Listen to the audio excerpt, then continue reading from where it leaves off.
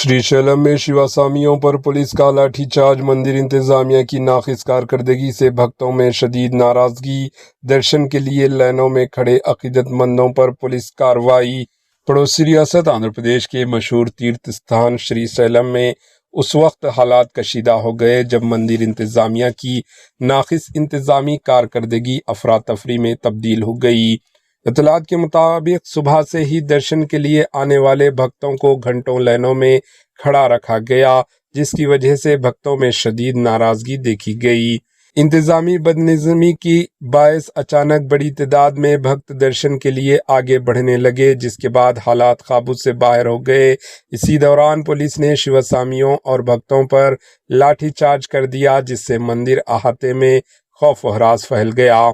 भक्तों का इल्ज़ाम है कि मंदिर आमला की लापरवाही की वजह से ये नाखुशगवार वाक़या पेश आया, जबकि इंतज़ामिया की जानिब से अभी तक कोई वाज़ेह वजाहत सामने नहीं आई। वाक़े के बाद मंदिर के अतराफ सिक्योरिटी सख्त कर दी गई है और हालात पर काबू पाने की कोशिशें जारी है। Bureau report, HN news.